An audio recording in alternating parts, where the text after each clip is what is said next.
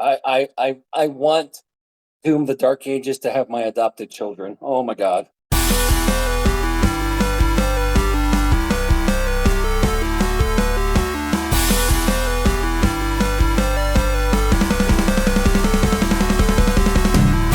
Hello and welcome to the Part-Time Gamers, the gaming podcast for people with full-time lives. I'm Cyranex, clocking in with my good friend, That One Weirdo. So, summer movies are abound, and we have a new Mission Impossible, and I have to say, after now 8 movies, I'm pretty sure these missions are pretty possible. Yeah, and just the fact that, how many decades has it been now? Hasn't it been like 20 years? Something So like the that? first one, oh no, longer. So the first one came out in 90, I want to say 96, if I have my math right. So, It was 1996, and it was, it was so funny because it was one of those things. First of all, it didn't, all movies, at least first movies, set up sequels. yeah. But at no point, so it was 1996. So at no point Jeez. did I think people were like, at that second, like, oh God, you got to have the second one. And I remember seeing it in the theater to date my old butt. But I remember like such a huge, because up until like the newer ones, they've had different filmmakers. So you Yeah. had literally like Brian De Palma for the first one that tried to make like a Hitchcock Cold War movie. And then you had John Woo where it was like, this movie would last 30 minutes if it wasn't for all the slow motion and the Yeah. birds. Um, and I adore John Woo. I love some Brian De Palma movies, even though I think the man's a nutcake and he's always tried, most of his career, he's tried to copy Hitchcock. And this first Mission Impossible was no different. But yeah, from 96 till now. So it's been close to like 30 years. Yeah, that's insane to me. And the fact that Tom Cruise has been doing this whole time still. Yes. And he does his own stunts and everything, which is... Oh, he wants to tell people I am the stunt. Yeah, like some of the stunts in those are Yeah. crazy, like hanging off the side of a plane and the motorcycle Oh, yeah. and stuff, and he just does it. Well, that was the big one for me, like especially the fifth one, which is my favorite of the series, where it was like, yeah, I'm just gonna go hang onto a plane, and it was like a conversion of like a C-130, and they did 8 takes, and it's funny because the restraining line of the restraining device he's in, the lines are like fishing lure lines. Yeah, And because they're they like need to... 300, they're like 350 pound test where it'll hold his weight and his lack of height because he's 5'8". but at no point is it like, oh, yeah, I feel, nervous about this and all that stuff. And it's like, yeah, dude, you're literally like hanging on with like fishing wire. Yeah.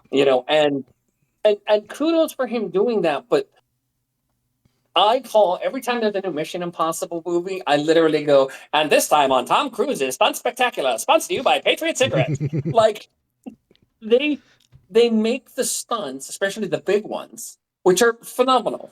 Yeah. There's no questioning that. Even Evel Knievel's ghost is like, dude, you actually landed something. I never had that issue because I was Evel Knievel,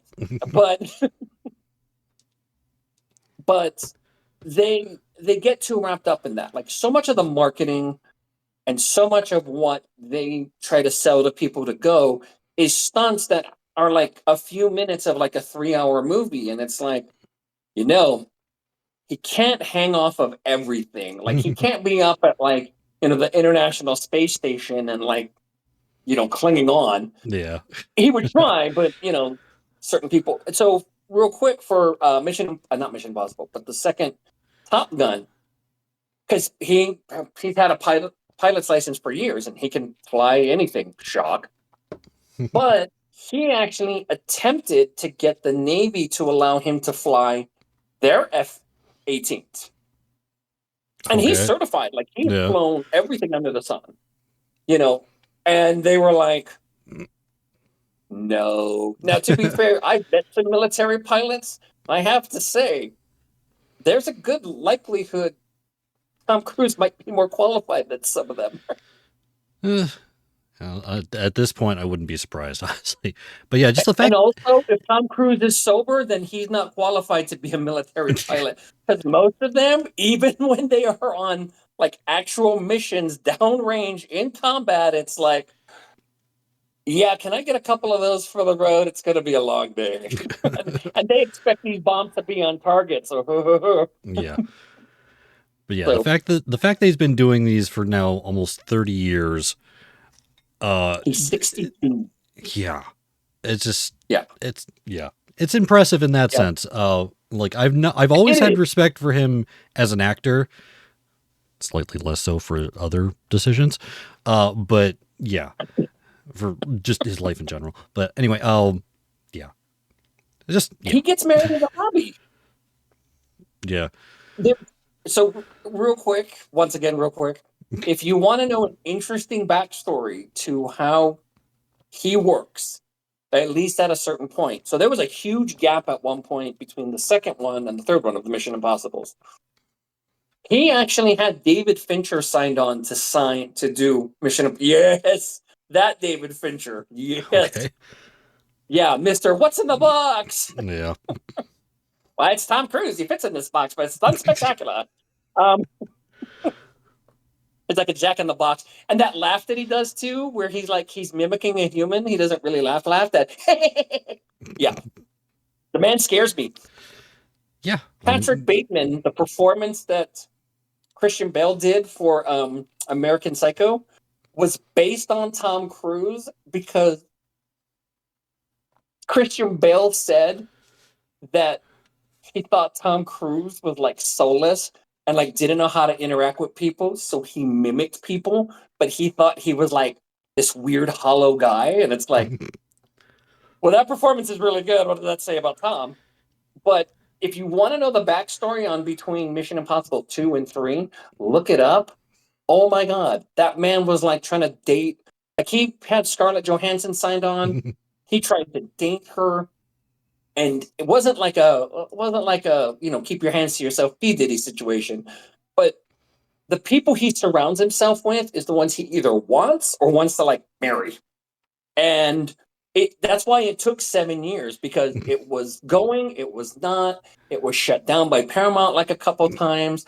Directors came and left. David Fincher, he was supposed to shoot in 3 weeks, and he left, and Paramount shut it down for a year. Jeez. They built sets. The script was approved. The budget was in. I think the budget, and this is like 2006, and the budget was in at like $160 million, which even back then was like, oh God, people better see this. But that backstory gives you kind of an idea of like the type of actor, filmmaker, and businessman in the film business he is. And he's a shrewd one. Yeah. Yeah. Yeah. All right. He's something. All right. Before we get into our yet another podcast that we're apparently planning, yeah, let's go ahead and get to our the game topic today. So let's go ahead and get back to work. Morning break is over. Morning break is over. All right, so we are continuing our theme for this month of tactical games, and this is one I actually thought we had already talked about at some point, and I looked back through our notes, and we never talked about this one, which is kind of surprising, because this one has we'll get into it, but we're going to be talking about Marvel's Midnight Suns today. Developed by Firaxis Games, published by 2K. So Firaxis Games, the people who made XCOM. So it's got a little bit of pedigree behind it. So we got that. It is $59.99 on Xbox, PlayStation, and Windows via Epic and Steam. And when I looked up the price earlier today, I found out something pretty awesome. Currently, for the Legendary Edition, which includes 23 premium skins and the all 4 of the character DLCs that followed after the release, is currently $20 on Epic until the 12th. So we still got a while for this that's on sale. $20 for that normally to get the legendary edition is $100, and it is 20 for almost it. the next Make it month. happen. Yeah. Yeah. I mean, it's well worth it if you're interested. And I've had it on Steam for years now. I think started playing. I think it came out in 2022. I think I got it shortly after it released. Right. So, I mean, I'm considering getting it on Epic just to get all that That's- stuff for $20. That's a really good deal. Yeah. I mean, even if you just get the basic version, I think that's $7 on Epic right now. It's Yeah, ridiculously cheap. And that's going to be like that for a while. So you'll should have some time to take advantage of this sale. So to the description that they have on Steam for it is fight and strategize like a superhero in the darker corners of the Marvel Universe. Play as the Hunter, a legendary demon slayer who must lead a team of superheroes and supernatural warriors facing apocalyptic threats. So something that's unique about this game is this is actually it's a tactical deck building game, but not in the same sense of like Slay the Spire or anything like that. You still have to maneuver around a battlefield. It's not a grid or anything. It's just the straight up battlefield or whatnot. But everything is based on these cards that you get. So there really are two halves to this game, and we're gonna start off with what I think is the much better half of this game. We're gonna be talking about the combat, which I'm currently showing on the stream as well. Like I said, it's a deck building game. So whenever you go into a mission, you pick 3 characters, 3 of your heroes. Depending on the mission, it might require a certain hero to go in there. Like a lot of the story missions require the Hunter. Also, the Hunter is a customizable character that you can obviously customize, and that's basically your main character. That's the main character of the story. And has the most versatility in how you can build them, not just customize them, but actually build their deck. But yeah, you start off, in each mission you take 3 heroes, and each of these heroes have their own deck of 8 cards. And you have to have at least 1 card of each of the 3 types. There's attack, skill, and heroic cards. You have to have at least 1 of each in your deck, and it has to be 8 cards total. So when you're playing, basically each turn you draw cards from any of these 3 decks. They're just combined together, and you get just any of those cards from the 3 heroes. So you have to think about like what kind of synergies you can come up with. Like, what do you want? What do you want a character to be able to do? I get very wow-brained with these kinds of things. So I always try to build a team that has, okay, this is my tank, this is my damage dealer, this is my support character, which is one of the reasons actually I kind of fell off the game back in the day, is because I couldn't figure out, because in the base game, you have 13 characters, which first of all doesn't divide evenly. So you can't have an even number of teams, which irritated me. Again, my brain just would not allow me to handle this stuff. But it's like certain characters lend themselves to being tanks because they have abilities that give taunt. Certain characters lend themselves to be support kind of characters because they either heal or reduce damage or give shields or that kind of stuff. And then there's, basically you can turn anyone into a damage dealer. But yeah, you go do that through all what cards you put into their deck. And like in addition to the attack and skills and everything like that, like a lot of skills are more defensive, or like they're less focused on damage and more on just manipulating the battlefield and things like that. Those build up heroic points, or heroism is what they call it in here. And you can use that heroism. That's what you use for your heroic cards. There's also heroic actions. Like a couple times during this gameplay, you'll see like the hero will throw something, like they'll throw like a pile of bricks or something, or like even an explosive canister. They'll throw those at the enemies. They'll jump on top of a box and do an overhead smash on an enemy. They can also they can get behind like in some cases they'll get behind a couch or something and they'll kick the couch out and just bowl over whatever that is in front of them. So there's a lot of those heroic action elements to it. But the one thing, there's a lot to this game. So I'm not going to be able to cover everything. I'm just trying to cover some of the highlights. But one of the things that I love about this game is how much the battlefield really takes a role in the combat. Absolutely. There are abilities that are extremely strong that deal no damage on them by themselves. They are about manipulating the battlefield. They're about utilizing the environment. They're about those kinds of elements, not just the raw damage. So and that's also where some of the characters are different. So Blade is just pure damage. He has very little of those manipulation effects. He's just raw damage, which can be helpful in certain cases. But Spider-Man very much is about manipulating the battlefield, is very much about moving the enemies, utilizing the environment to his advantage. In fact, he actually gets certain cards that increase environmental damage that he deals. So it's really cool how the characters distinguish themselves, how you can build them differently depending on what cards you choose. It's like Captain Marvel, Captain America, Wolverine, they're tanks.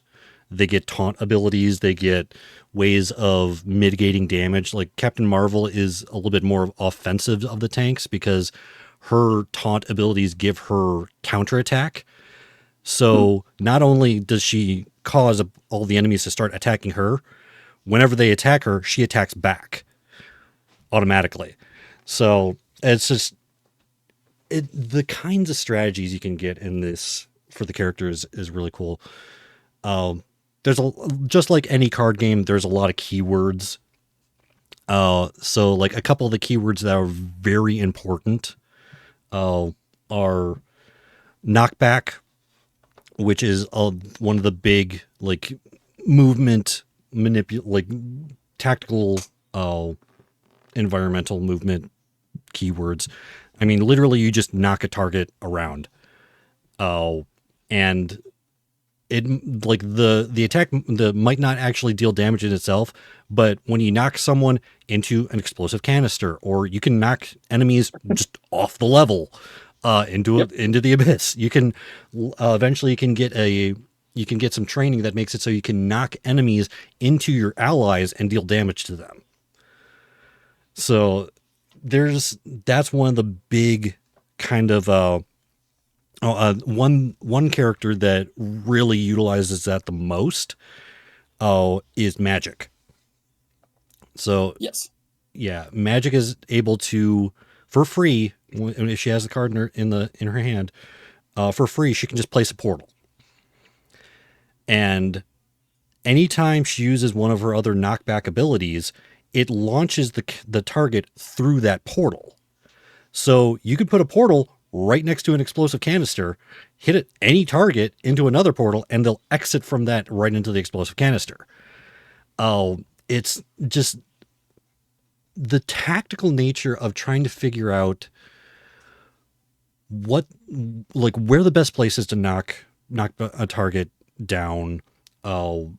It's like, okay, I can hit this target into this other target, and they'll both take damage.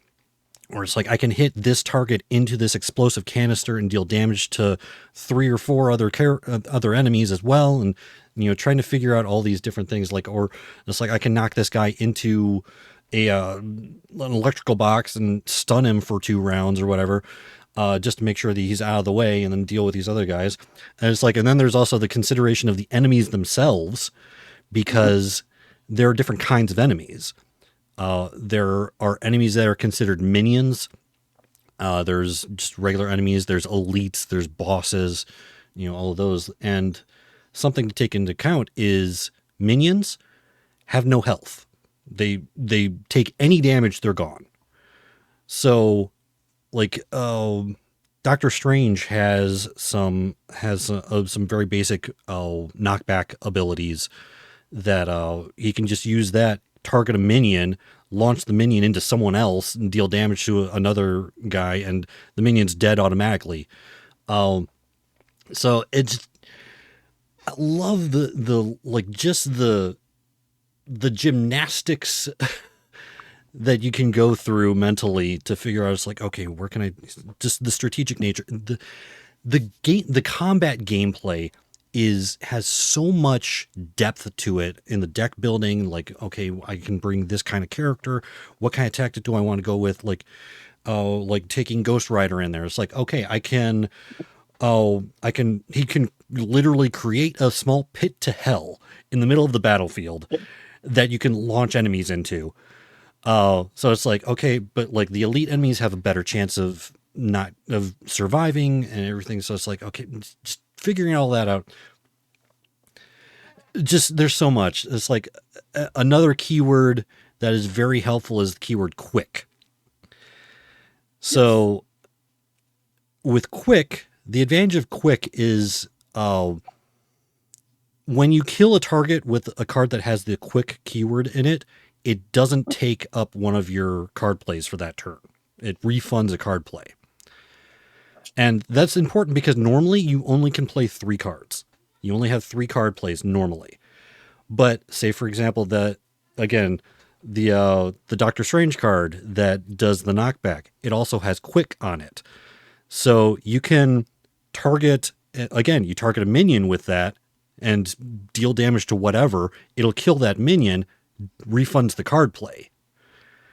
So it's like, you can, even though you normally get only 3 card plays per turn, you can get much more than that per turn in reality with utilizing quick like that. So it's just, again, the combat gameplay in this game is phenomenal. I mean, with the pedigree of Firaxis Games, that's not really surprising. Just the breadth of tactics you can come up with, and just the execution of it is fantastic. But again, I said that there was half the gameplay. The other half is where the shoe drops. Yeah. So in between missions, you are at your base of operations is this place called the Abbey, which is in the Pocket Dimension in Salem, Massachusetts, apparently. But they contrast the stellar combat mechanics with kind of just tedious lore dumps. And I swear, like, with all of the currencies and stuff like that they have in this game and the way that you get new cards and everything like that, I swear this was originally developed as a microtransaction hellscape. Because, like, okay, so to get cosmetics, you have to get a currency called gloss. In order to, Yes.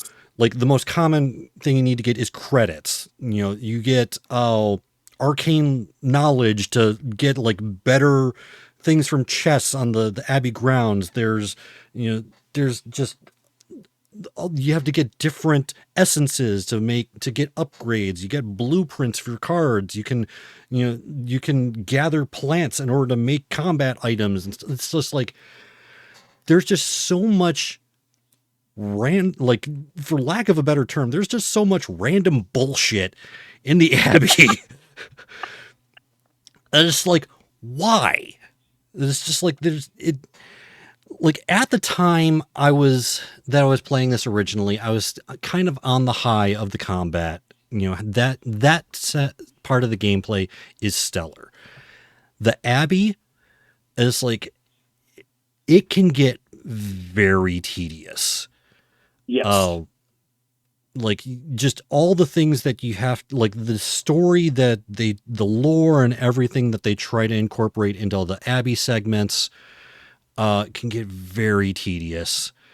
The nice thing is that it's once you can do the Abby and the combat story part independently. They're not, there's a couple, I think, linked things, but for the most part, you can do them pretty much separately.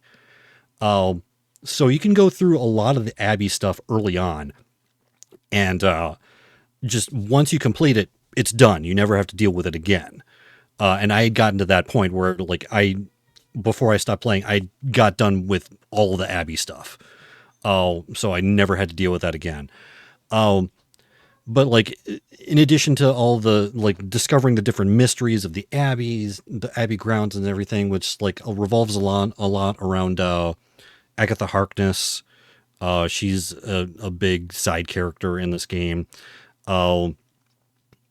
Figuring out her past, like what happened to her, which also incorporates like figuring out what happened to the Scarlet Witch. All these different aspects of those grounds and everything. It's a thing. It's definitely a change of, definitely a change of pace. Do I think it is an entirely successful change of pace? Not necessarily. But there is that element of discovering the mysteries of the Abbey grounds, but also in between missions, like each of the heroes have a friendship level, which, of course, in addition to being superheroes, you got to fight everything with the power of friendship. Which it actually does give like in-game bonuses, like It does. once you get to certain levels with the individual characters, it gives them passive bonuses, like for I don't remember any specifically off the top of my head, but like it just like gives them certain kind of stat boosts and passive abilities. Also, eventually you can unlock hero combo cards, which are exceptionally powerful. So it does actually give you some in-game value by going through all the friendship stuff. Then you also got the Forge, which that's how you unlock all of your stuff. Make upgrades for the Abbey, which unlock new things that you can do. That's also where you unlock, or you open up their loot boxes, basically called Gamma Cores, or Gamma Coils, I should say. Sorry. That's how you gain a bunch of cards and everything like that, is by opening up these Gamma Coils. Which again, to me, kind of suggests like, okay, did they really have to have this in here? It's like, it's such a loot box microtransaction-y thing to have in a single player game. I mean, granted, they have a lot of options for customizing. Like, you can unlock blueprints, which just allow you to directly make a card that you've seen, basically. So they do have ways of making it less random. But it's like, was it really necessary to do it that way to begin with? I don't know. But then you can also make armors and all that kind of stuff like that, which give passive bonuses. And then probably one of the systems that is the most unlocks, like, once you figure out how to get this system, it unlocks a lot of options, is doing card mods. So you can upgrade cards, which just straight up increase their effects usually, or add like another secondary effect. But there's also a huge list of card mods that you can do, depending on what kind of card it is. So if it's a single target card, you get one pool of abilities. If it's a multi-target card, you get another pool of abilities. If it doesn't have a target at all, it's a separate pool of abilities. But sometimes it's as simple as, it does increase damage. Or sometimes it could be more specific. It's like, if they took damage the last turn, they take more damage this turn, from this ability. Or, there's a huge list of them. And at the time, I don't know if it's changed since I've been playing, but there was like some specific like the mods went in a specific order on the list. So there was a little, like, if you figured out how to do it, you could actually manipulate what mods came up. So you could like figure out, it's like, okay, you can kind of strategize it. Yeah. Strategize. Yeah. So if you're looking for a Speaking words, specific, I talk things. yeah. So if you wanted like a very specific mod for a card, there was a way to kind of finagle the system to get to it, but it wasn't very intuitive. And you know, I feel like there could have been much better ways of doing it. Again, it just kind of feels like, oh, this was supposed to be some kind of microtransaction-y thing Right. that they incorporated into this that they later took out or something like that. I didn't do any research just in like the making of the game to see if it was originally intended to be like a game as a service and then pivoted to a single player game. I don't know. I didn't look up the background of this, but just some of these things kind of feels that way. But yeah, there are a lot of avenues for being strategic, for being tactical in this game, which is to its benefit. I just kind of wish that it took out some of the tedium of the Abby stuff. I mean, to a certain degree, I can understand why they did it, because that's like the primary way that they integrated lore into it, and integrated just like a connection to the other characters, because your character is customizable. They aren't really part of the Marvel universe in and of themselves. So it's supposed to be kind of your analog into the Marvel universe and trying to interact with these characters. So there's kind of that element, I think, maybe. But overall, like looking back on it now, I would not want to have to go through all that stuff again. It's a lot. Yeah. I mean, maybe if it was like half the length that it ended up being, and maybe a little bit more intuitive, because that's the other problem, is it's a lot of meandering, just Yes. kind of going around the grounds, trying to figure out, it's like, okay, what's this mystery? Where am I going with this? You know, everything, just trying to unlock different words of power to unlock new areas and stuff like that. It's just kind of a little meandery. And of course, everyone knows my dislike of open world games, and the Abby portions can channel that a little bit. So that's where I'm of two minds of this game, because each of those halves are seemingly on different sides of the spectrum. Like I can deal with the Forge, I can deal with the card mods, and, you know, that kind of stuff. But having to talk to all of these characters, like they have clubs as well. Like you have Blade and Captain Marvel in a book club is legitimately part of the gameplay in this game. And then it's like, on paper, it's like, And why? that's what Marvel fans wanted all these years. Yeah. Like, that's what was missing. Yeah. You know, So it's just, for them to be hanging back reading The Secret. yeah. Oh, so there's, like, I haven't gone back to it in a while. Like, remembering this stuff, I honestly wouldn't want to really go through it all over again with the Abby stuff. I mean, I might be misremembering how extensive it was, but like, that's not the best part of the game. I mean, clearly the best part of the game is the actual combat. And again, that gameplay is phenomenal. Yes. So I don't know.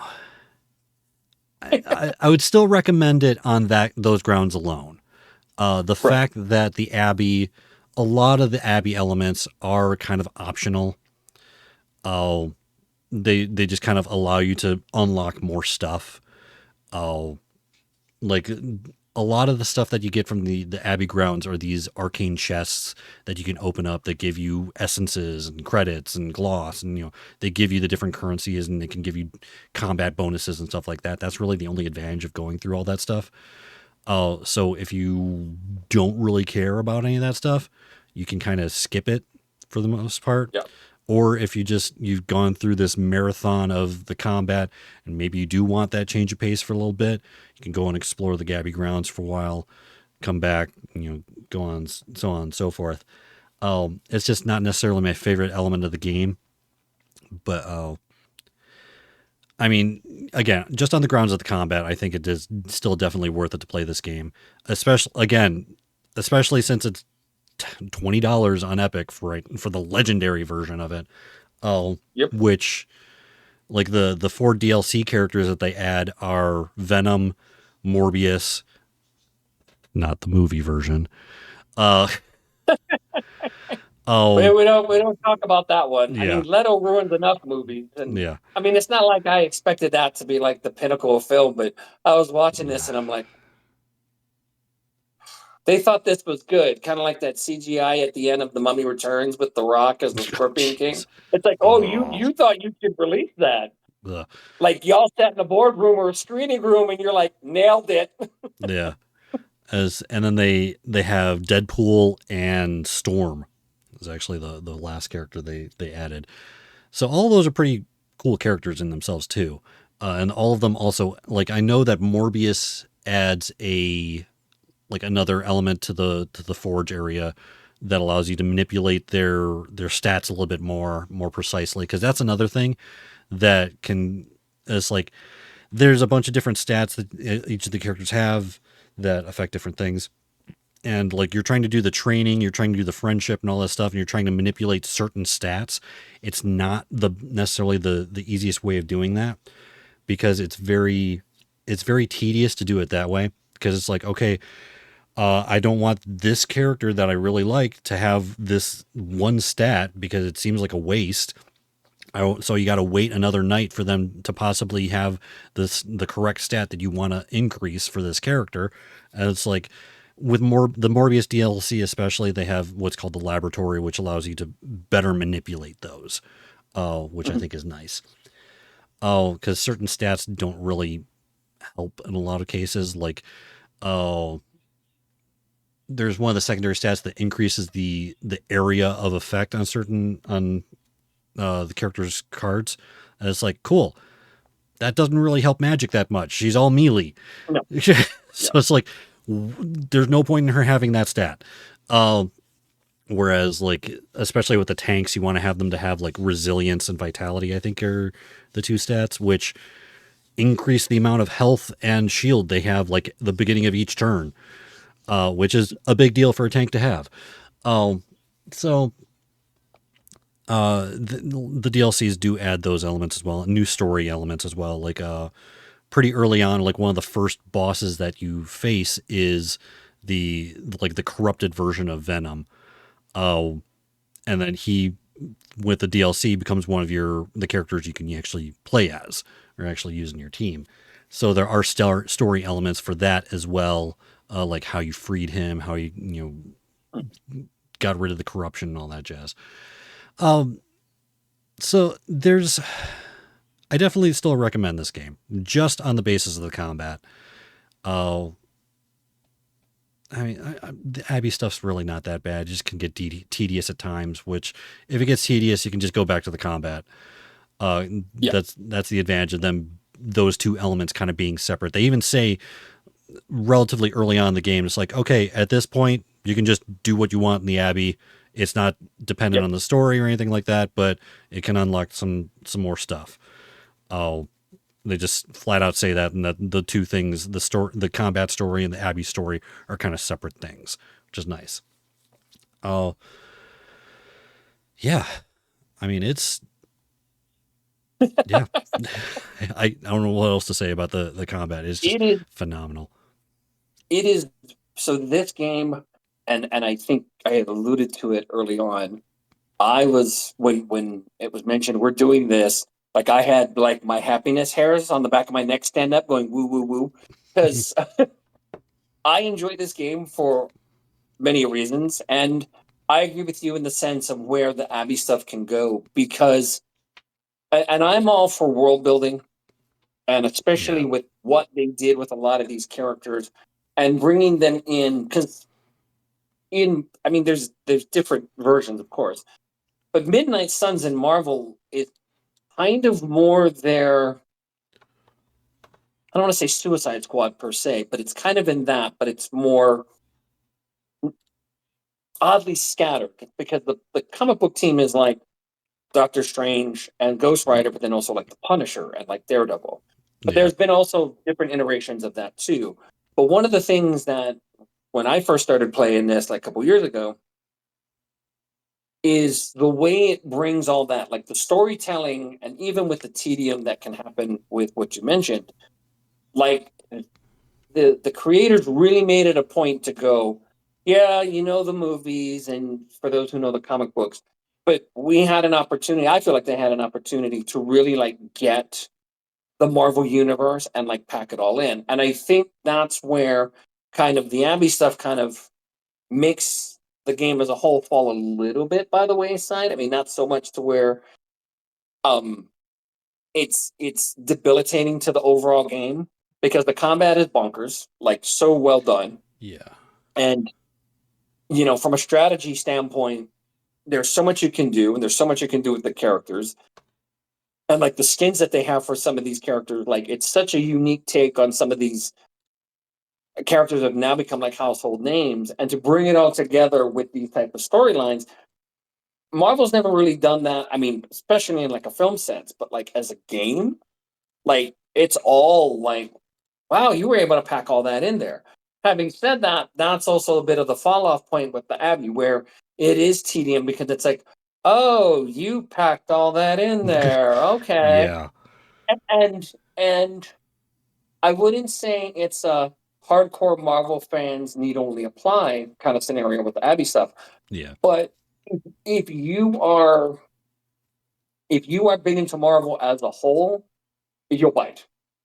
As somebody who wants to like play a game and really just be within the game, it takes something away.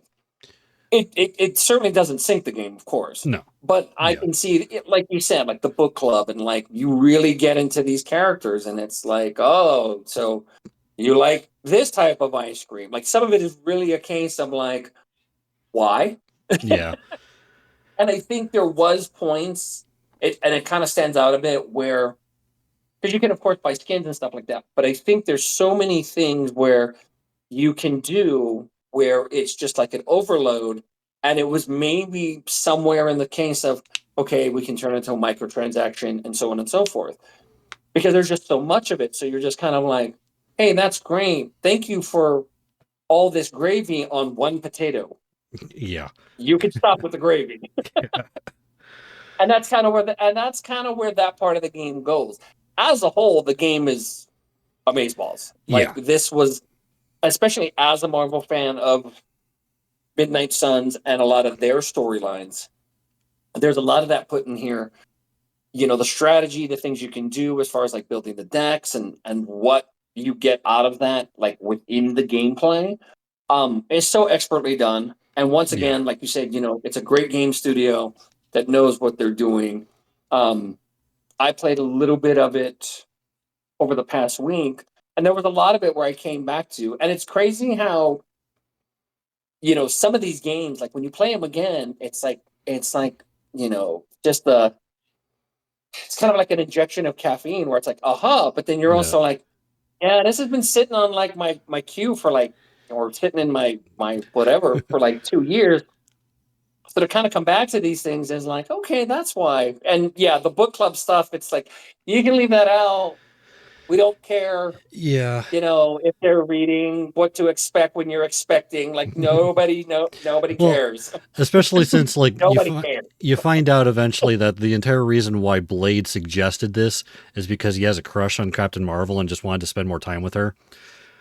It's like that's literally the only reason why. And then you find that out, and then the funniest part is Captain America just wanted to be in the book club.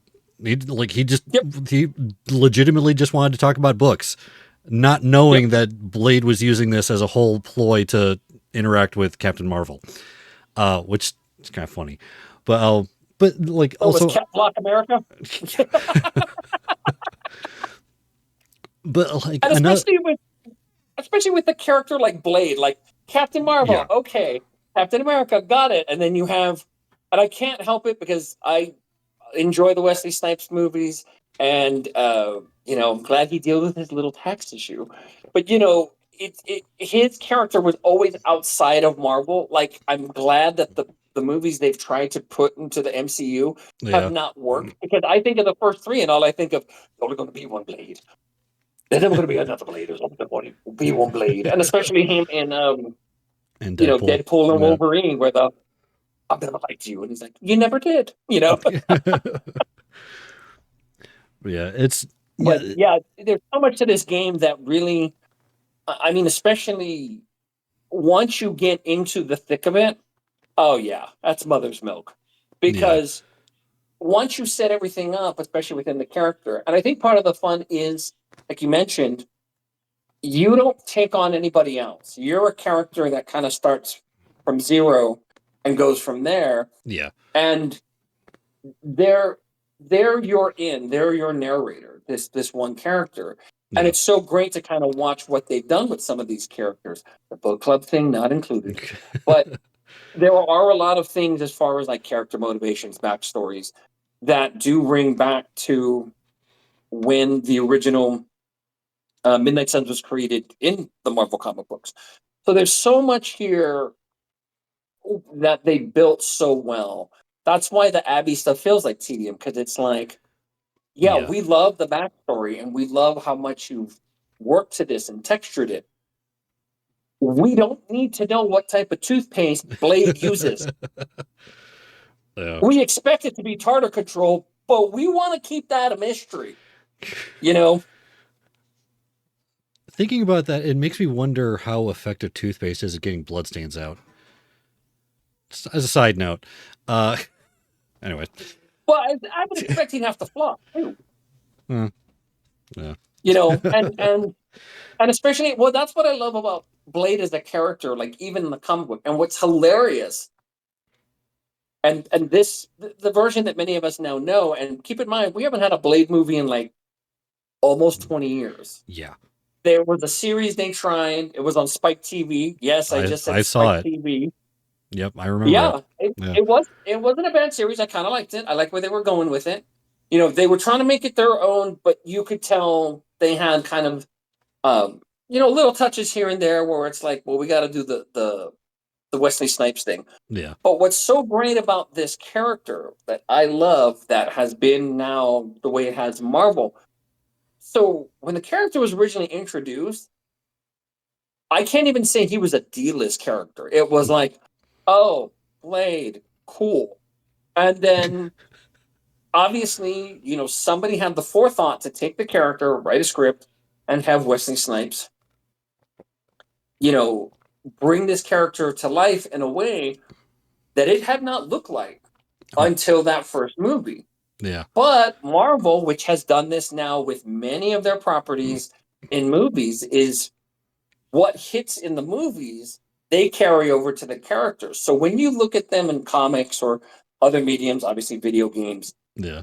the movie persona or the movie version has taken over the entire character identity. Yeah.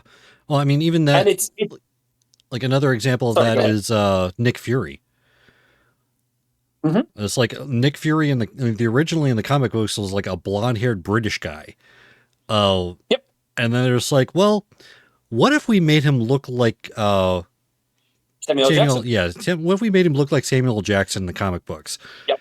And they're just like, you know what? We're making these movies with Nick Fury. Let's see if we can get Samuel L. Jackson. Yep. And it's like, I always okay. wonder what would happen if you said no. Like, well, and it blows the mind, because I remember when they started years ago. I was in Germany, but when they went back to the new Avengers, and they decided to start the Avengers over, they actually hadn't had an Avengers book, if I remember correctly, for like 4 years. It was kind of around the time where all these goody characters people were trying to figure out, or at least comic book companies were trying to figure out what to do. Right before that, you had the death of Superman. So when they were kind of when they were kind of bringing them back, it was kind of a matter of what to do. And in the case of the Avengers, they really hit the ideal of what the characters were supposed to be. Because there's one great issue where obviously Steve Rogers is from the 40s and he was defrosted. Yeah. And he gets into a relationship with Black Widow and they have a night off. And it's like they want to spend it together. Well, she wants to go out on the town in New York and he wants to stay home and listen to the radio and read books.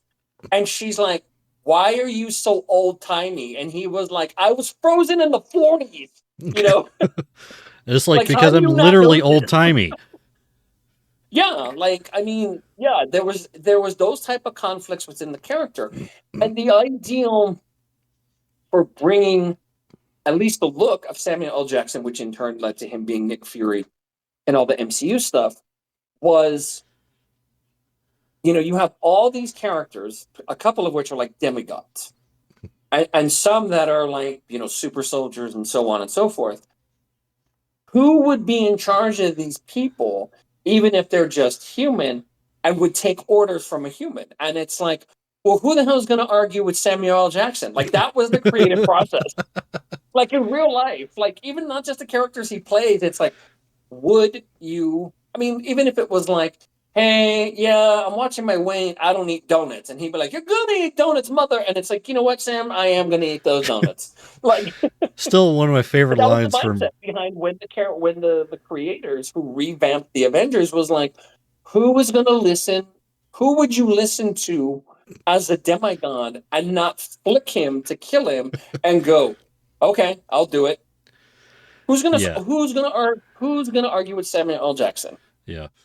And Yeah, could you imagine that? It's not going to happen. yeah. And to finish off this discussion, one of my favorite Sammy lines from Marvel: "Bitch, please, you've been to space." Anyways, Yes. uh, Yes. And of course, they put it in the trailer. And that was one of those moments where when I watched it for the first time, I was like, you better not have cut that. Like, yes, you spoiled us with that. And half the theater or the entire theater left. That line better be. oh yeah, That and line that better was be ad libbed. there. That wasn't in the script. That he just said that, and they just like, Exactly. Well, yeah, and gotta keep it. Once again, who's going to tell Samuel L. Jackson? There is one director. So Quentin Tarantino doesn't go for ad-libbing. He'll let actors play with stuff, but it's pretty obvious from a lot of his movies, like he sticks to what's on the page very stringently. But there is one actor he will allow to play with his dialogue, and it's Samuel L. Jackson. Yep, I can see it now. Oh, this game is great. And just real quick, so you were talking about on Epic, Steam has the Digital Plus edition for 80% off right now. It's the sales till the 29th of May. Regular price $79.99. It is down to $15.99. So that's another great deal to get in on. That kind of goes with Epic. Like if you've wanted to play this game and not just us talking about it, like if you've been, maybe I should. Now you should.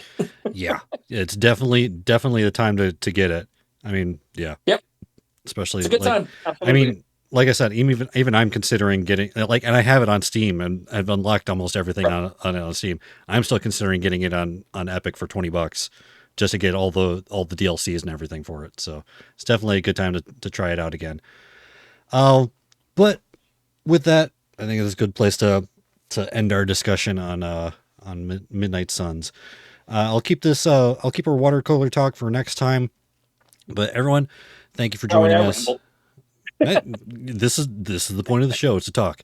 So, but anyways, everyone, thank you for joining us. Please join us next week. The game we're talking about next week is a classic for me and is another one of those really good, just super tactical games. We're going to be talking about Invisible Ink. Which so for people who have listened to the archived version of the show, both of you, we did talk about this game before on the archived version, but this is especially for this topic this month. This is to me is a must talk about, like for tactical games. Oh, Mhm. so we're It's going to gonna be be a good talking. one. Yeah, we're going to be talking about Invisible Ink next week. Everyone, thank you for listening. If you like what you've heard and like to help us out, a few ways you can do that are by giving us a review over on Apple Podcast. You can follow my Twitch and YouTube channels for our live recordings Sunday nights starting at 9:15 Eastern Time, or you can become one of our patrons. If you'd like to contact us, you can with our email, parttimegamers.cast@gmail.com, or you can join our Discord channel. You can find this show and links to everything around it using the link bit.ly/CI Productions. That'll give you links for everything I just mentioned. You can find Ember's work over at 9of12.com, NINEOF12.com. Theo, where can people find you around the internet? Preferably safe for work. There, you just ruined my weekend. You just took the jam out of the jelly roll. That's my job. They can find me at rabbitandred.com. We've been posing to get a new episode up, but sometimes life gets in the way of having fun, such as life. Yeah. New episode of It's Terrible, So Please Listen will be up tomorrow. And I actually did this particular topic, a shorter version on Swell, but it'll be one of the first times I'm not talking about a movie, but I posed the question, what happened to our movie stars? Of course, the short answer is social media and selling out, but Yeah. yeah, darn, and that's what happens when movie stars were like, oh, we can just sell whatever. Because, and I'll go more into it in the episode, but there was a time where if you were like an A-lister and you thought about making a commercial that aired in America, your career was over. Now those SOBs can't stop making commercials. Yeah. Yep. Yeah. Yeah, All I literally, some mobile game, and they had Kiki Palmer and Chris Pratt on there, and I'm like, well, I didn't have this on my 2025 bingo card, but here we are, folks. Yeah. I think there have been like a couple with Anthony Starr that is like doing like random mobile game ads and stuff. It's weird, but Yeah. it's an easy way to make Adam money. Scott So does voiceover for TaxAct. yeah. Yeah, there was a time that did not exist, and like I said, I'll go into it more. But it's a bizarre topic because talking about Tom Cruise a little bit, it's like he's one of the few left, like Brad Pitt, and they're in their 60s. Yeah. All right, everyone. Well, thank you for listening, and we will. Oh, and thanks, Jess, for rating us at the last minute. But yeah, we will see everyone next week for Invisible Ink. All right. I forgot my own line. We are the Part-Time Gamers, clocking out.